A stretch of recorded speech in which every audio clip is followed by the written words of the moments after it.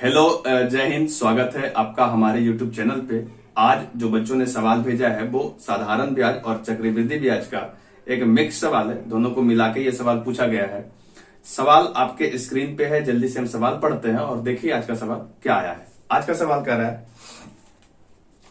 कि किसी धन पर 2 वर्ष का चक्रवृद्धि ब्याज 832 रुपया है तथा इसी अवधि का साधारण ब्याज 800 रुपया है। इसी धन पर 3 वर्ष की चक्रवृद्धि ब्याज तथा साधारण ब्याज का अंतर क्या होगा। आपका ऑप्शन है पहला 98 रुपया 56 पैसा, दूसरा ऑप्शन है 66 रुपया 56 पैसा, तीसरा ऑप्शन है 48 रुपया और लास्ट ऑप्शन है इनमें से कोई नहीं। ये आरआरबी का पूछा हुआ सवाल है। सवाल बहुत क्लियर है। सवाल दे रखा है 2 साल का जो साधारण ब्याज है वो आपका 800 रुपया है और चक्रवृद्धि ब्याज 832 रुपया है। हम यहाँ पे नोट कर दे रहे हैं, ठीक है, कि ये 2 साल का दे रखा है। 2 साल का जो आपका एसआई है वो 800 रुपया है और सीआई यानी चक्रवृद्धि ब्याज जो है 832 रुपया है। तो सवाल पूछा है कि तो 3 साल का सीआई और एसआई का अंतर क्या होगा। ये आपसे अंतर पूछा जा रहा है कि इसका अंतर क्या होगा, ठीक है। तो सबसे पहले हम ये एज्यूम करते हैं कि कुछ ना कुछ तो मूलधन रहा होगा। तो हम ये कह रहे हैं कि ये जो मूलधन है, सपोज ये पी है और चूंकि हमसे 3 साल का सवाल पूछा गया है तो 3 बार हम इसको ये लाइन खींचे हुए। देखिए पहले हम 2 साल का कैलकुलेट करते हैं। पहले बोला है कि 2 साल का जो सीआई है, सॉरी एसआई है यानी साधारण ब्याज है वो 800 है। इसका मतलब ये हुआ कि जो 1 साल का साधारण ब्याज होगा वो 400 रुपया होगा, तभी 2 साल का ये 800 होगा। चूंकि साधारण ब्याज जो पहले साल का होता है वही सेम दूसरे साल का भी होता है।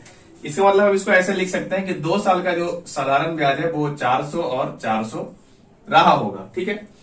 अब जो बोला है चक्रवृद्धि ब्याज के बारे में कि 832 रुपया है, तो साधारण ब्याज के हिसाब से 800 तो यही हो गया है ना।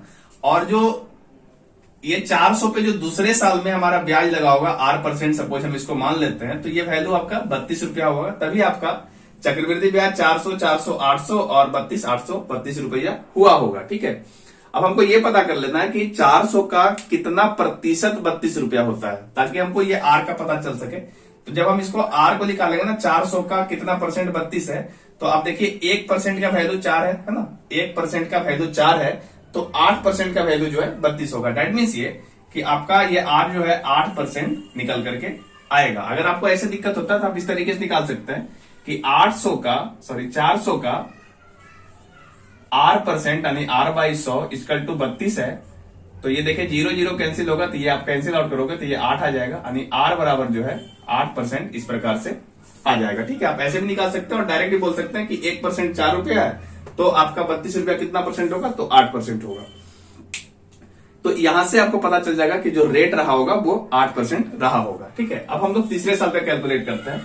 अगर पहले साल का ब्याज 4 साल है 400 रुपया है, दूसरे साल का ब्याज भी 400 है, तो निश्चित रूप से तीसरे साल का ब्याज भी 400 रुपया ही रहा होगा उसी रेट से, है ना। अब देखिए जो हम तीसरा साल का मेरा जो ब्याज लगेगा वो हमारा ये मूलधन पे भी लगेगा 400 रुपया है, इस वाले 400 पे भी मेरा ब्याज लगेगा, इस वाले 400 पे भी ब्याज लगेगा। तो 400 का 8% जो है 32 होता है, तो इसका भी 32 रुपया और इसका भी 32 रुपया लगेगा, यानी 32 रुपया आपका 2 बार ब्याज लगेगा। और जो ये आपका ब्याज बचा हुआ है 32 रुपया पहले जो दूसरे साल का था, उस पर भी जब मेरा 8% लगेगा, जब इसका हम 8% निकालेंगे तो यहाँ देखिए निकाल दे रहे हैं 32 का जब हम 8% निकालेंगे 8/100, तो ये वैल्यू देखिए 8 दूनी 16 यानी 1, 8 तिया 24 और 1 25, यानी ये आपका वैल्यू जो है 2 रुपया और 56 पैसा मिल जाएगा, ठीक है। यहाँ पे हम लिख दे रहे हैं ये 2 रुपया 56 पैसा जो है आपको ये 32 रुपया का ब्याज मिलेगा। इस प्रकार से आप जानते हैं कि जो पहला वाला रो होता है, ये पूरा रो, ये वाला रो, ये आपका साधारण ब्याज को शो करता है और इसके अलावा जो आपको बच जाता है ये वाला टोटल वैल्यू, ये आपका साधारण ब्याज और चक्रवृद्धि ब्याज का जो आपका अंतर होता है यानी सीआई माइनस एसआई होता है वो देता है। तो देखिए सीआई माइनस एसआई क्या हो रहा है, तो 32 रुपया प्लस 32 रुपया प्लस 32 रुपया सबको जोड़ देते हैं और प्लस इसका है 2 रुपया 56 पैसा, ठीक है। अब इस सबको हम जब जोड़ते हैं तो ये वैल्यू आपको मिल रहा है 98.56 रुपया, ठीक है। जैसे देखिए 2 2 4 2 6 और ये 2 8 हो गया और 3 3 6 और 3 9, तो ये हो गया 98 रुपया 56 पैसा। इस प्रकार से जब हम देखते हैं कि 3 साल के बाद साधारण ब्याज और चक्रवृद्धि ब्याज का जो अंतर है वो आपको मिल रहा है 98 रुपया और 56 पैसा। इस प्रकार आपका जो सही ऑप्शन है वो 98 रुपया 56 पैसा ही होगा।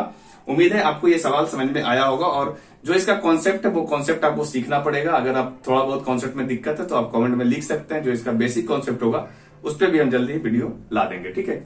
तो अगर आप चैनल पे नए आए हो तो चैनल को सब्सक्राइब कर लो, और अगर आपका और भी ऐसा कोई सवाल है जो आपका प्रैक्टिस के दरमियान आप सॉल्व करते हो, नहीं सॉल्व हो रहा है, अगर कोई आपको हेल्प नहीं कर रहा है तो दिए हुए व्हाट्सएप नंबर पे आप सेंड करिए। जो भी इसका सही वीडियो होगा वो आपको हम जरूर प्रोवाइड करवाएंगे। तो आज के लिए इतना ही, हम मिलेंगे नेक्स्ट वीडियो में, तब तक के लिए जय हिंद।